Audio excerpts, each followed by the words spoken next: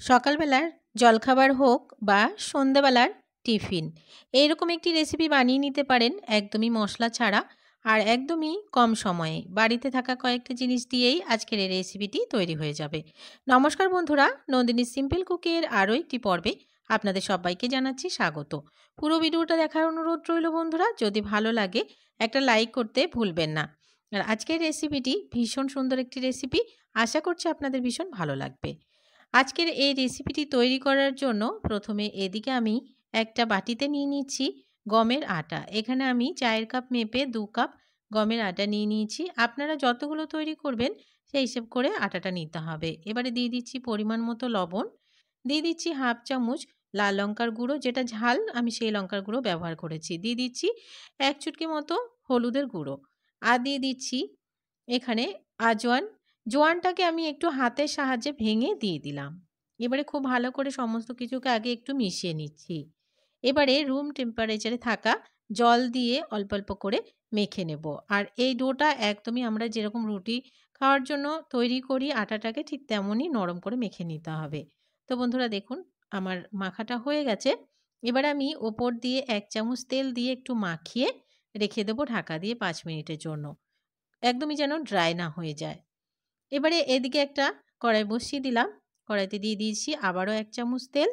তেলটা একটু গরম হয়ে যাওয়া পর্যন্ত অপেক্ষা করব। তেলটা একটু গরম হয়ে গেলে এখানে দিয়ে দিচ্ছি আমি কুচনো পেঁয়াজ। এখানে আমি 2 টো পেঁয়াজ ব্যবহার করেছি। একদমই ছোট করে কেটে নিয়েছি পেঁয়াজটাকে।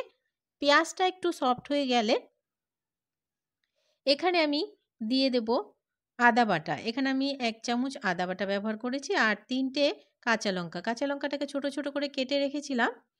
এই সমস্ত কিছুকে একটু ভেজে নিতে হবে। আদাটাকে একটু ভাজতে হবে পেঁয়াজের সাথে।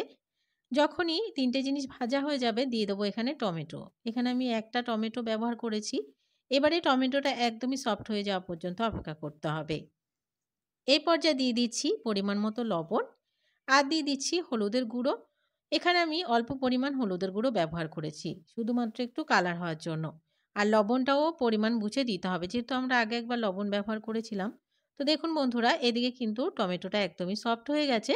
এই পর্যায়ে আমি দিয়ে দিচ্ছি সেদ্ধ করা আলু। এখানে আমি 2 টো আলু ব্যবহার করেছি। আগে থেকে সেদ্ধ করে রেখেছিলাম আর একদমই ভেঙে রেখেছিলাম। এবারে খুব ভালো করে আলুটাকেও আমি মিশিয়ে নিচ্ছি। কিছুক্ষণ সময় নিয়ে আলুটাকে একটু মিশিয়ে নিলাম। তো দেখুন বন্ধুরা, আলুটা খুব ভালোভাবে মিশিয়ে নেওয়া হয়ে গেছে। এই পর্যায়ে দিয়ে দিচ্ছি এখানে আমচুর পাউডার 1 চামচ, আর দিয়ে দিচ্ছি হাফ চামচ গরম মশলার গুঁড়ো। আমচুর পাউডার না থাকলে চাট মশলাও দেওয়া যেতে পারে। এবারে এখানে দিয়ে দিচ্ছি ধনেপাতা। আর যদি চাট মশলাও না থাকে তাহলে আপনারা এখানে লেবুর রসও ব্যবহার করতে পারেন। এবারে খুব ভালো করে একটু মিশিয়ে নামিয়ে নিচ্ছি। এটা আমাদের একদমই রেডি হয়ে গেছে।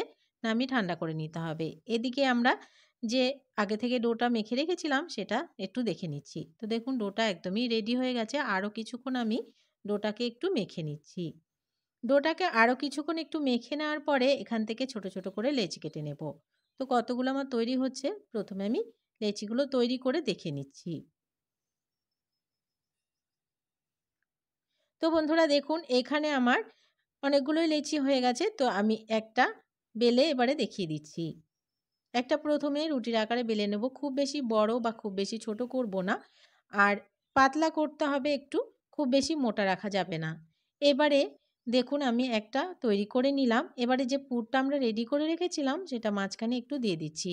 একটু বেশি করেই পুরটা দিয়ে দিলাম। দিয়ে চারিদিক থেকে তুলে আমি বন্ধ করে দেব। পিঠুতে আপনারা দেখতেই পাচ্ছেন যে এই কাজটা আমি কিভাবে করছি। ঠিক এভাবে করে এই কাজটা করে নিতে হবে। এবারে হাতের সাহায্যে চেপে চেপে একটু বড় করে নেব। খুব বেশি বড় করব না, আর এগুলোকে একদমই বেলা যাবে না। এগুলোকে এইরকমই তৈরি করে নিতে হবে। বেলার কোনো প্রয়োজন নেই। একটা আমার একদমই রেডি হয়ে গেছে, বাকিগুলোকেও এভাবে করে তৈরি করে নিচ্ছি। তো বন্ধুরা দেখুন, এখানে বেশ খানিকটা আমি তৈরি করে নিলাম। সবগুলোই আমি একইভাবে একই প্রসেসে তৈরি করে নিয়েছি। এগুলোকে আর রেস্টে রাখার একদমই প্রয়োজন নেই। এবারে এদিকে একটা ফ্রাইং প্যান বসিয়ে দিয়েছি। ফ্রাইং প্যানে এক এক করে আমি ছেড়ে দিচ্ছি। আর এগুলোকে যখনই দেবেন তখন কিন্তু একদমই তেল ব্যবহার করবেন না প্রথমে। প্রথমে এমনি একটু সেঁকে নিতে হবে। দুপাশটাকে একটু গোল্ডেন ব্রাউন করে আমি সেঁকে নিচ্ছি। তো বন্ধুরা দেখে বুঝতে পারছেন দুপাশটাই গোল্ডেন ব্রাউন হয়ে যাবে ঠিক এইরকম। ভিডিওতে আপনারা দেখতে পাচ্ছেন। এবারে এখানে আমি ১ চামচ থেকে ২ চামচ মতো তেল ব্যবহার করব। তো দেখুন বন্ধুরা, এগুলোকে এবারে গোল্ডেন ব্রাউন করে ২ পাশটা খুব ভালো করে ভেজে নিতে হবে। আর এগুলো কিন্তু ভীষণভাবে ফুলে উঠবে দেখবেন। আর সুন্দরভাবে ভাজাও হয়ে যায়, খুব বেশি সময় লাগে না তৈরি করতে। কোনো রকম সবজি ছাড়াই কিন্তু এটা বানিয়ে খেতে পারেন। রুটি বানালে তো এক্সট্রা করে সবজি করতে হবে। কিন্তু মাঝে মধ্যে রুটি খেতে ভালো না লাগলে এই রেসিপিটি বানিয়ে খেতে পারেন। তো বন্ধুরা দেখুন, আমার দুপাশটা খুব ভালো করে গোল্ডেন ব্রাউন করে ভেজে নিয়েছি। ভেজে আমি নামিয়ে নিলাম। নামিয়ে আমি গরম, গরম সার্ভ করে দিলাম। এই রেসিপিটি কিন্তু এমনিই খাওয়া যেতে পারে। কোনো রকম সস বা কোনো কিছুরই প্রয়োজন হবে না। তো বন্ধুরা দেখে নিলেন কতটা সহজ একটি রেসিপি। সকালবেলা টিফিন হোক, সকালে জলখাবার হোক বা স্কুলের টিফিনে বলুন, দারুণ একটি রেসিপি তৈরি হয়ে যাবে খুব সহজেই। আজকের রেসিপি ভালো লাগলে একটা লাইক করার অনুরোধ রইল।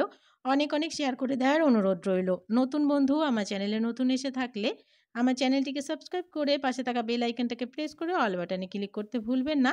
এ ধরনের রান্নার নোটিফিকেশনগুলো সবার আগে আপনাদের কাছে পৌঁছে যাওয়ার জন্য। আর আজকের রেসিপি কেমন লাগলো কমেন্টস করে জানাতে কিন্তু ভুলবেন না বন্ধুরা। আজকের মতন এখানে শেষ করছি।